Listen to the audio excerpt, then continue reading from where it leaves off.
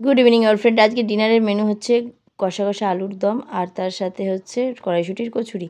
তো অনেক দিন ধরেই বলেছিল যে কচুরি আর আলুর দমের কথা, তো কার্যক্ষেত্রে করে ওঠা হয়নি। তো অনেক দিন পর আজকে ভাইও এসছে, তাই সেই উপলক্ষে আজকে করা হচ্ছে।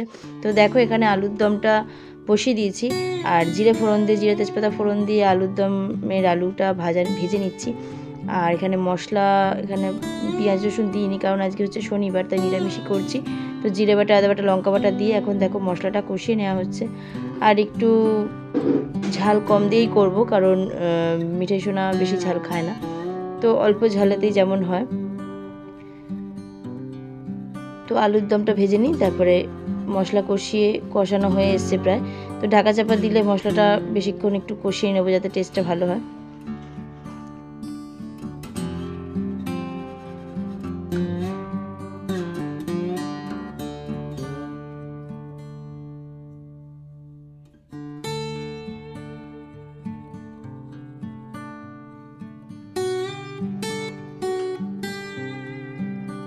তো মশলা প্রায় কষানো হয়ে গেছে, এবার একটু নাড়াচাড়া করে, দেখতেই পাচ্ছ মশলা কষানো হয়ে গেছে, তেল ছেড়ে দিচ্ছে সাইড দিয়ে।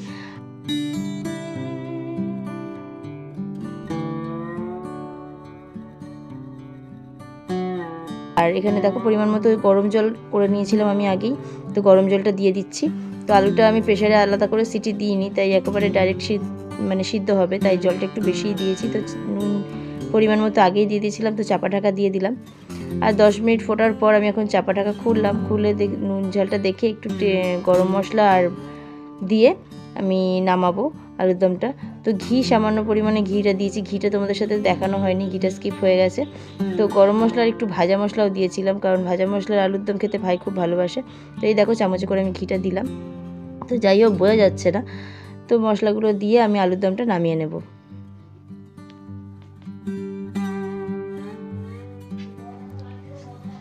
অন্যদিকে দেখো কড়াইশুঁটিগুলো ধুয়ে রেডি করে নিয়েছি, এই কড়াইশুঁটিগুলো দিয়ে কচুরি করা হবে। আর জল ঝাড়ার জন্য আমি ঝুড়িতেই রেখেছিলাম। আর এখানে পরিমাণ মতো আদা বাটা দিয়েছি 1 ইঞ্চি মতো, আর তার সাথে 2টো কাঁচা লঙ্কা দিয়েছি। তো কচুরি যেমন বেশি মিষ্টি হয় না, আর এখন একটা পেস্ট বানিয়ে নিচ্ছি একেবারে।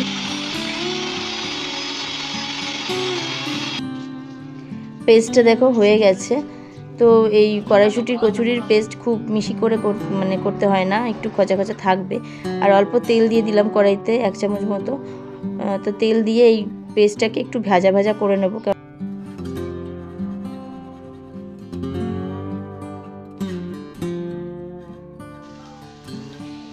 এবার এটিতে নুন পরিমাণ মতো আর পরিমাণ মতো মিষ্টি দিয়ে দিলাম।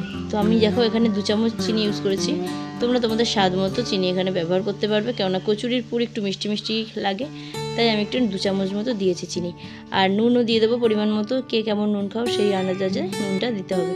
তো দিয়ে এটা একটু নাড়াচাড়া করে ভাজা ভাজা মতো করে নিতে হবে। আর দেখো কড়াইতে লেগে যাচ্ছে, তো সামনে থেকে এটা কালারটা বেশ ভালোই বোঝা যায়, কিন্তু ক্যামেরায় তোমরা হয়তো বুঝতে পারবে না, কিন্তু আমি যেহেতু সামনে থেকে দেখছি এটা কালচে রং চলে আসে।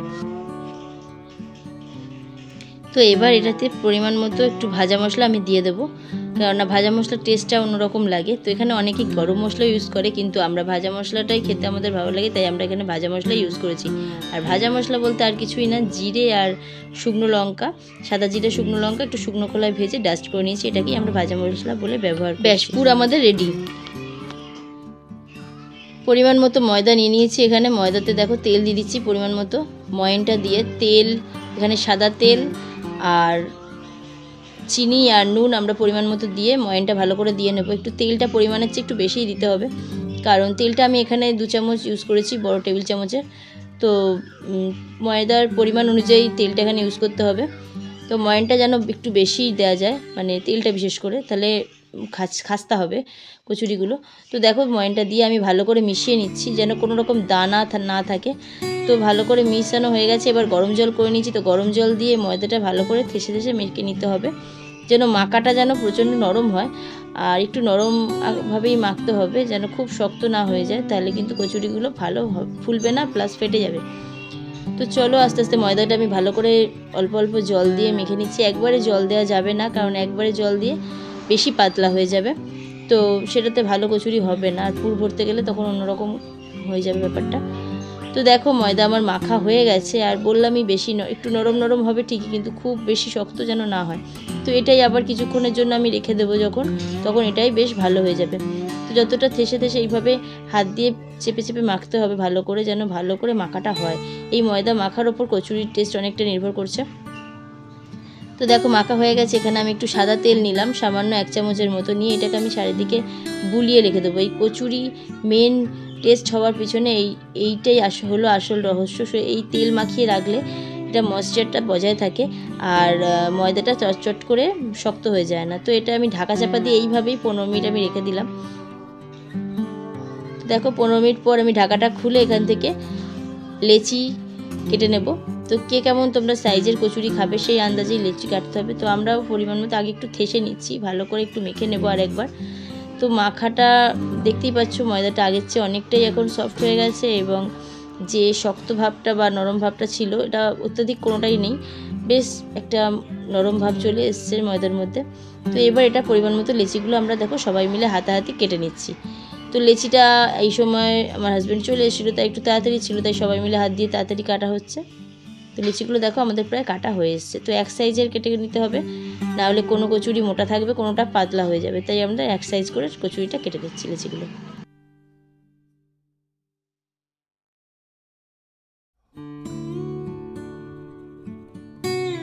এবার প্রত্যেকে দেখো আমরা পুর ভরে নিচ্ছি। তো আগেই বললাম যেহেতু আমাদের তাড়াতাড়ি ছিল, তাই সবাই মিলে হাত লাগালে এই সময়টা একটু তাড়াতাড়ি হয়। আর পুর ভরাটা এমন কিছুই না, দেখো একবার গোল করে বাটির মতো করে সেটাতে আমি তোমাদের জুম করে যতটা পারছি চেষ্টা করছি দেখাতে। তো বাটির মতো হাতে গর্ত করে তার মধ্যে পুরটা দিয়ে চেপে চেপে ডেলার মতো করে দেওয়া।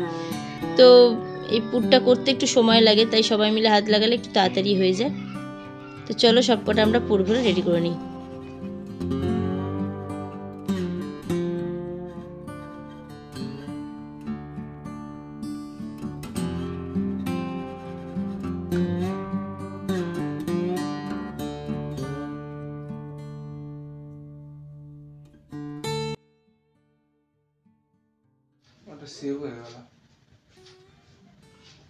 পুর ভরা রেডি, এবার কচুরি বেলা আর ভাজা।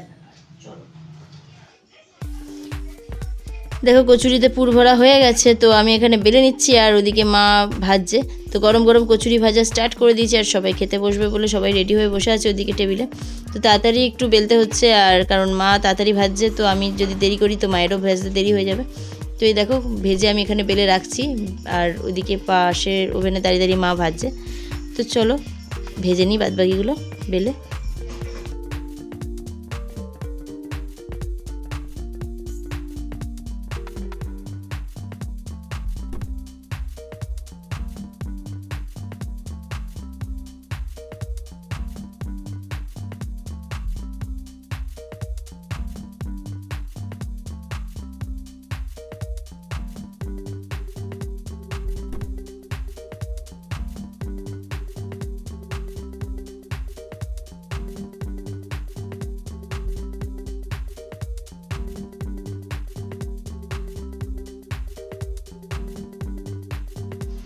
দেখো বন্ধুরা কচুরি আলুর দম হয়ে গেছে, আর আমি এখানে মিঠাই সোনাকে খেতে দিয়ে দিয়েছি, আর মিঠাই সোনার সাথে সাথে ওর পাপা আর পিকুকেও দিয়ে দিচ্ছিলাম।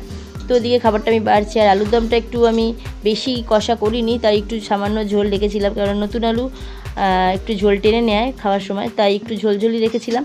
তো দেখো খাবারগুলো বাড়া হয়ে গেছে, তো ওরা এখনও খেতে বসবে, এখনও খেতে বসেনি, তবে মিঠাই বললো ভালো হয়েছে সবটুকুনি খাওয়া। তো আজকের ভিডিওটা কেমন লাগলো, আজকের ভিডিওটা এইটুকুই রাখলাম। কেমন লাগলো অবশ্যই কমেন্টের মাধ্যমে জানাতে ভুলো না। ভালো লাগলে একটা লাইক কমেন্ট শেয়ার করে দিও, আর নতুন কোনো বন্ধু যদি পরিবারে এসে থাকো তো প্লিজ চ্যানেলকে সাবস্ক্রাইব করে পাশে থেকে যেও, আমিও অবশ্যই তার পরিবারে জয়েন করবো। তো আজকের মতো টাটা।